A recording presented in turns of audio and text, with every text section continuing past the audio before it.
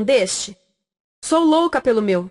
Na verdade, adoro todas as minhas coisas. Já se perguntou de onde vêm todas as coisas que compramos e para onde vão quando nos desfazemos delas? Não conseguia deixar de pensar nisso, por isso quis saber mais sobre o assunto. E os livros diziam que as coisas se deslocam ao longo de um sistema. Da extração para a produção, para a distribuição, para o consumo e para o tratamento de lixo. Isso tudo se chama a economia de materiais. Bem, estudei um pouco mais. Eu passei 10 anos viajando pelo mundo, atrás de pistas de onde vêm as nossas coisas e para onde vão. E sabe o que eu descobri? Esta não é toda a história. Falta muita coisa nessa explicação. Em primeiro lugar, neste sistema parece que está tudo bem, sem problemas. Mas, na verdade, é um sistema em crise, porque trata-se de um sistema linear, e nós vivemos num planeta finito, e não se pode gerir um sistema linear num planeta finito, indefinidamente. Em todas as suas etapas, este sistema interage com o mundo real. A vida real não acontece numa página em branco. Interage com sociedades, culturas, economias, o ambiente, e durante as etapas a vida vai se chocando contra seus limites. Limites que aqui não vemos porque o diagrama está incompleto. Então voltemos atrás para preencher alguns espaços e ver o que falta. Uma das coisas mais importantes em falta são as pessoas. Sim, pessoas. As pessoas vivem e trabalham em todas as etapas desse sistema, onde algumas são um pouco mais importantes que outras, algumas têm maior poder de decisão. Quem são elas? Comecemos pelo governo. Meus amigos dizem que eu devia usar um tanque para simbolizar o governo, e isso é uma realidade em muitos países, e cada vez mais também no nosso. Afinal, mais de 50% dos nossos impostos vão para os militares. Mas vou usar uma pessoa para simbolizar o governo, porque acredito nos valores e na visão de que o governo deve ser das pessoas, pelas pessoas, para as pessoas. A função do governo é olhar por nós, cuidar de nós. Esse é o seu trabalho. Depois vem as corporações. O que leva as corporações a parecerem maiores que o governo é porque elas são maiores que o governo. Atualmente, entre as 100 maiores economias da Terra, 51 são corporações. À medida que as corporações foram crescendo, em tamanho e poder, assistimos a uma pequena mudança no governo, como se estivessem mais preocupados com o bem-estar deles do que com o nosso. Muito bem, então vejamos o que mais falta nessa imagem. Começaremos pela extração, que é uma palavra pomposa para exploração de recursos naturais, que por sua vez é uma palavra pomposa para destruir o planeta. A verdade é que cortamos as árvores, arrebentamos as montanhas para extrair os metais, consumimos toda a água e exterminamos os animais. Aqui enfrentamos o nosso primeiro limite. Estamos ficando sem recursos naturais. Estamos utilizando demasiados materiais. Sei que isto pode ser difícil de ouvir, mas é a verdade. Por isso temos que lidar com isso. Durante apenas as 3 últimas décadas, foram consumidos 33% dos recursos naturais do planeta. Desapareceram. Cortamos, minamos, perfuramos e destruímos o planeta tão depressa que estamos debilitando a capacidade do planeta para sustentar o nosso modo de vida. Aonde eu vivo, nos Estados Unidos, resta-nos menos de 4% da nossa floresta original. 40% dos cursos de água estão impróprios para o consumo. E o nosso problema não é apenas estarmos utilizando demasiados recursos, mas o fato de estarmos utilizando mais do que a nossa parte. Temos 5% da população mundial, mas usamos 30% dos recursos mundiais. Se todos consumissem ao ritmo dos Estados Unidos, precisaríamos de 3 a 5 planetas. E sabem uma coisa? Só temos um. Então, a resposta do meu país a essa limitação é simplesmente ir tomar dos outros. Este é o terceiro mundo, que alguém dirá tratar-se apenas de uma expressão para designar o local para onde foram as nossas matérias-primas. E o que é que acontece?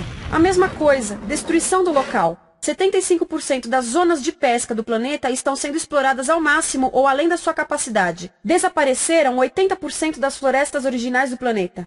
Só na Amazônia perdemos 2.000 árvores por minuto, o equivalente a um campo de futebol por minuto. Então, e as pessoas que vivem aqui? Bem, de acordo com esses sujeitos, eles não são donos desses recursos, mesmo que vivam lá há gerações. Não são donos dos meios de produção, nem compram muitas coisas. Nesse sistema, quem não possui nem compra muitas coisas não tem valor. A seguir, as matérias-primas seguem para a produção, aonde utilizamos energia para misturar químicos tóxicos com recursos naturais para produzir produtos contaminados com tóxicos. Há atualmente no comércio mais de 100.000 químicos sintéticos. Apenas um punhado foi testado para avaliar o seu impacto na saúde, e nenhum foi testado em relação aos impactos sinérgicos na saúde, ou seja, a interação com todos os outros químicos aos quais estamos expostos diariamente. Por isso, desconhecemos o impacto total deles na saúde e no ambiente. Mas sabemos uma coisa: os tóxicos entram e saem. Enquanto continuarmos a introduzi-los nos nossos sistemas de produção industrial, continuaremos a inserir esses tóxicos nos produtos que levamos para nossas casas, trabalho e escolas, e claro, para nossos corpos. Como os BFRs, ou retardantes de incêndio à base de brometo, que tornam as coisas mais resistentes ao fogo, mas são super tóxicos. São neurotóxicos, ou seja, tóxicos para o cérebro. O que é que estamos fazendo usando esses químicos? Apesar disso, os usamos em nossos computadores, eletrodomésticos, sofás, colchões e até alguns travesseiros. Sim, pegamos nossos travesseiros, os revestimos com neurotoxinas, levamos para casa e dormimos por 8 horas com eles. Não sei, mas acho que num país com tanto potencial, poderíamos ter uma maneira melhor de evitar que as cabeças peguem fogo à noite. Sabia que essas toxinas vão se acumulando ao longo da cadeia alimentar e se concentram nos nossos corpos? Sabe qual é o alimento do topo da cadeia alimentar com o nível mais elevado de químicos tóxicos? O leite materno. Isto significa que os menores membros das nossas sociedades, os nossos bebês, recebem as maiores doses de químicos tóxicos das suas vidas a partir do leite das suas mães. Não acha que é uma incrível violação? A amamentação deveria ser o mais importante ato humano de nutrição. Deveria ser algo sagrado e seguro. A amamentação continua a ser o melhor e as mães devem amamentar, mas nós deveríamos proteger esse ato. Eles deviam protegê-lo. Eu pensava que zelavam pelos nossos interesses. As pessoas que mais sofrem com esses produtos químicos são os trabalhadores das fábricas. Muitos são mulheres em idade reprodutiva que trabalham com toxinas que afetam a gestação, carcinogênicos e muito mais. Agora eu pergunto: que tipo de mulher em idade reprodutiva trabalharia no emprego deste, exposta a estas toxinas, a não ser uma mulher sem outra alternativa? Essa é uma das maravilhas desse sistema. A erosão dos ecossistemas e economias locais, aqui, garante um fluxo constante de pessoas sem alternativas. No mundo, há 200.000 pessoas por dia se deslocando de ambientes que as sustentaram ao longo de gerações para cidades, onde muitas vivem em bairros de lata, à procura de emprego, por mais tóxico que seja. Não só os recursos são desperdiçados ao longo desse sistema, mas também pessoas, comunidades inteiras são desfeitas. Sim, as toxinas entram e saem. Muitas delas saem das fábricas em produtos, e muitas mais saem como subprodutos, ou poluição, e estamos falando de muita poluição. Nos Estados Unidos, as indústrias admitem liberar mais de 1.800.000 quilos de químicos tóxicos por ano.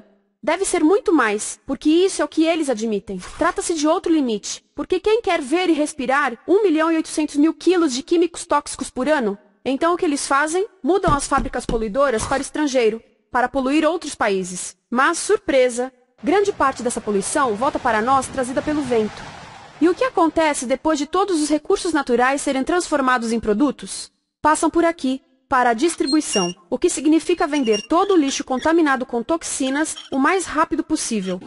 Aqui, o objetivo é manter os preços baixos, com as pessoas comprando os produtos em constante movimento. Como eles mantêm os preços baixos? Pagam salários baixos aos trabalhadores das lojas e restringem o acesso aos seguros de saúde sempre que podem. Tudo se resume em exteriorizar os custos. O verdadeiro custo da produção não se reflete no preço. Em outras palavras, não pagamos aquilo que compramos. Outro dia estive pensando nisto. Ia a caminho do trabalho e queria ouvir as notícias. Por isso entrei numa loja para comprar um rádio. Encontrei um pequeno rádio verde engraçado que custava $4,99. Na fila do caixa pensei, como $4,99 podem refletir o custo da produção e transporte desse rádio até ele chegar nas minhas mãos? O metal deve ter sido extraído na África do Sul. O petróleo provavelmente do Iraque. O plástico produzido na China e talvez montado por uma criança de 15 anos numa fábrica do México. $4,99 não paga nem o aluguel do espaço ocupado na prateleira, nem parte do salário do empregado que me atendeu, ou as viagens de navio e caminhão que o rádio fez. Foi assim que eu percebi que eu não paguei o valor do rádio. Então, quem pagou? Estas pessoas pagaram com a perda do espaço dos seus recursos naturais. Estas pagaram com a perda do ar puro, com o aumento de doenças como asma e câncer. As crianças do Congo pagaram com o seu futuro, pois 30% delas abandonam a escola para trabalhar nas minas de coltan, um metal que usamos em aparelhos eletrônicos baratos e descartáveis. Estas pessoas pagaram por não ter direito ao seguro de saúde. Ao longo desse sistema, pessoas contribuíram para que eu comprasse o rádio por $4,99. Mas essas contribuições não são registradas por nenhum contabilista. É isto que eu quero dizer com exteriorizar o verdadeiro custo de produção. E isso nos leva à seta dourada do consumo. O coração do sistema, o motor que impulsiona. É tão importante proteger esta seta que se tornou prioridade daqueles dois sujeitos. É por isso que após o 11 de setembro, quando nosso país estava em choque, o presidente Bush poderia ter sugerido fazer luto, rezar, ter esperança, mas não, ele disse para fazermos compras. Compras! Nos tornamos uma nação de consumidores. Nossa principal identidade passou a ser de consumidores. Não mães, professores, agricultores, mas consumidores. Nosso valor é medido e demonstrado pelo quanto contribuímos para esta seta. Quanto consumimos. Não é isso que fazemos? Compramos, compramos, compramos. Manter os produtos circulando. E como circulam? Sabe qual a porcentagem dos produtos que circulam através desse sistema que ainda são usados 6 meses depois da venda na América do Norte? 50%? 20%? Não, 1%. 1.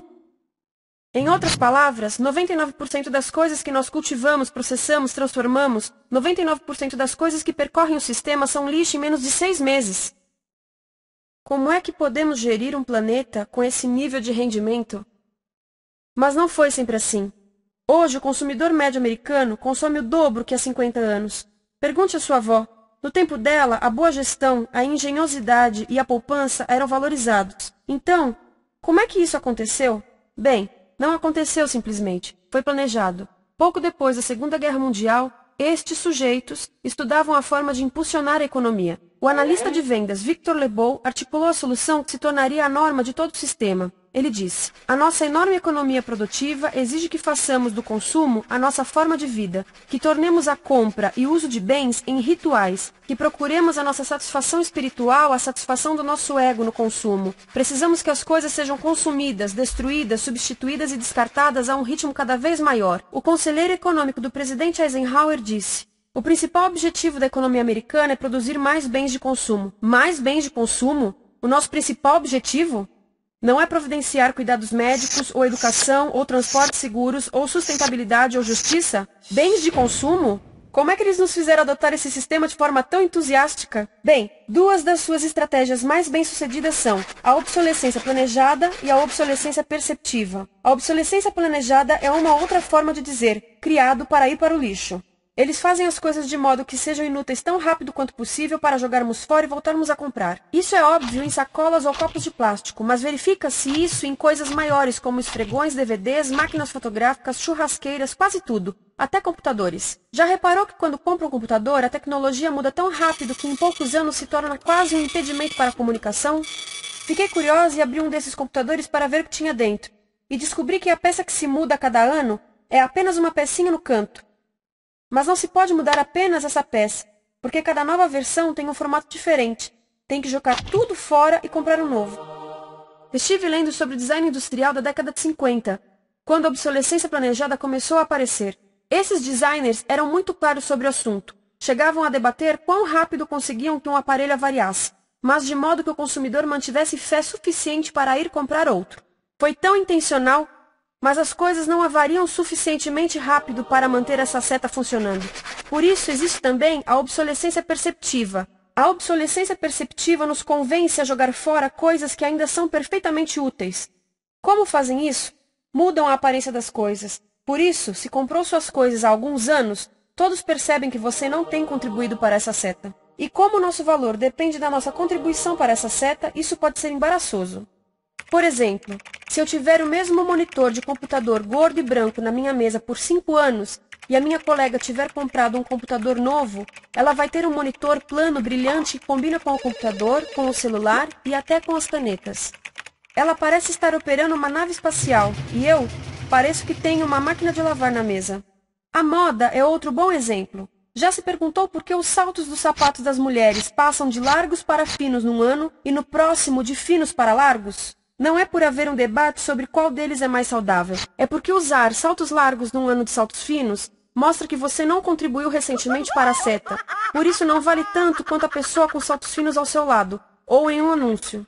É para comprarmos sapatos novos. A publicidade e a mídia em geral têm um papel importante nisto. Cada um de nós nos Estados Unidos é bombardeado com mais de 3.000 anúncios por dia. Vemos mais publicidade num ano do que as pessoas há 50 anos viam em toda a vida. Qual é o objetivo de um anúncio, se não nos fazer infelizes com o que temos? Por isso, nos dizem 3.000 vezes por dia que o nosso cabelo está errado, nossa pele, nossa roupa, nossos móveis, nossos carros, nós estamos errados. Mas tudo se resolve se formos às compras. A mídia também ajuda a esconder tudo isto e isto. Por isso, a única parte da economia que vemos são as compras. A extração, produção e envio para o lixo acontecem fora do nosso campo de visão. Por isso, nos Estados Unidos, temos mais coisas do que tivemos antes, mas pesquisas mostram nossa felicidade declinando. Nossa felicidade teve seu pico na década de 50, a mesma época em que a febre consumista explodiu. Coincidência interessante. Acho que sei o porquê. Temos mais coisas, porém menos tempo para o que realmente nos faz felizes. Amigos, família, tempo livre. Estamos trabalhando mais do que nunca. Analistas dizem que não temos tão pouco tempo livre desde a sociedade feudal. E sabem quais são as duas atividades que mais fazemos no pouco tempo livre que temos? Ver televisão e fazer compras. Nós, americanos, passamos 3 a 4 vezes mais tempo comprando do que os europeus. Assim, nessa situação ridícula, vamos trabalhar talvez em 2 empregos, e quando chegamos em casa exaustos e sentamos no sofá novo para ver televisão, os anúncios dizem que não prestamos, então vamos às compras para nos sentirmos melhor. Depois trabalhamos mais para pagar o que compramos e chegamos em casa mais cansados, vemos mais televisão que nos diz para fazermos compras outra vez. E estamos nesse ciclo de trabalhar, ver, comprar, e podíamos simplesmente parar. Então, no final, o que acontece a todas essas coisas que compramos? Nesse ritmo de consumo, não cabe tudo em casa, apesar do tamanho médio das casas ter duplicado nesse país desde os anos 70. Vai tudo para o lixo, e isso nos leva ao tratamento do lixo. Essa é a parte da economia de materiais que conhecemos melhor, porque nós temos de levar o lixo até a esquina. Cada americano produz 2 quilos de lixo por dia, o dobro do que fazíamos há 30 anos. Todo esse lixo ou é despejado num aterro, que é um grande buraco no chão, ou ainda pior, primeiro é incinerado e depois despejado no aterro. As duas formas poluem o ar, o solo, a água, sem esquecer que alteram o clima. A incineração é realmente ruim. Lembra daqueles tóxicos da fase da produção? Bem, queimar o lixo libera esses tóxicos no ar. Pior ainda, produz supertóxicos novos, como a dioxina. A dioxina é a substância mais tóxica feita pelo homem, e os incineradores são a principal fonte de dioxina. Isso significa que podemos parar a principal fonte da mais tóxica substância conhecida e feita pelo homem, simplesmente parando de queimar o lixo. E podemos parar hoje. Algumas empresas não querem criar aterros e incineradores aqui. Por isso, também exportam os resíduos. Então, e a reciclagem? A reciclagem ajuda? Sim, a reciclagem ajuda. Ela reduz o lixo nessa extremidade e depois reduz a pressão para minerar e colher mais nessa extremidade. Sim, sim, sim, todos devemos reciclar, mas reciclar não é o suficiente. Reciclar nunca será suficiente, por 2 razões. Primeiro, o lixo que vem das nossas casas é apenas a ponta do iceberg. Para cada saco de lixo que deixamos na esquina, 70 sacos de lixo são criados anteriormente, só para fazer o lixo desse saco que deixamos na esquina. Assim, mesmo que pudéssemos reciclar 100% do lixo das nossas casas, não se chegaria ao coração do problema. Além disso, grande parte do lixo não pode ser reciclado, ou porque contém demasiados tóxicos, ou porque é criado de início para não ser reciclável, como aquelas caixas de suco, que têm as camadas de metal, papel e plástico, todas coladas. Não dá para separar essas camadas para reciclá-las. Como se vê, é um sistema em crise. Por todo o percurso, estamos batendo em limites, do clima em mudança ao decréscimo da felicidade. Simplesmente não está funcionando. Mas a parte boa de um problema tão generalizado é haver tantos pontos de intervenção. Há pessoas trabalhando aqui salvando florestas, e aqui na produção limpa. Pessoas trabalhando em direitos do trabalho, em comércio justo, em consumo consciente, no bloqueio de aterros e incineradores. E muito importante, em recuperar o nosso governo, para que seja realmente pelas pessoas e para as pessoas. Todo esse trabalho é criticamente importante, mas as coisas vão realmente começar a se mover quando enxergarmos as ligações, quando enxergarmos o panorama geral. Quando as pessoas ao longo do sistema se unirem, poderemos reivindicar e transformar esse sistema linear em algo novo, um sistema que não desperdice recursos ou pessoas, porque aquilo de que precisamos nos livrar é da antiga mentalidade de usar e jogar fora. Há uma nova escola de pensamento nesse assunto, e é baseada em sustentabilidade e equidade, química verde, zero resíduos, produção em ciclo fechado, energia renovável, economias locais vivas, já está acontecendo. Há quem diga que é irrealista, idealista, que não pode acontecer. Mas eu digo que quem é irrealista são os que querem continuar pelo velho caminho. Isso é que é sonhar. Lembre-se que a velha forma não aconteceu por acaso. Não é como a gravidade que temos que conviver. As pessoas a criaram, e nós também somos pessoas. Por isso vamos criar algo novo.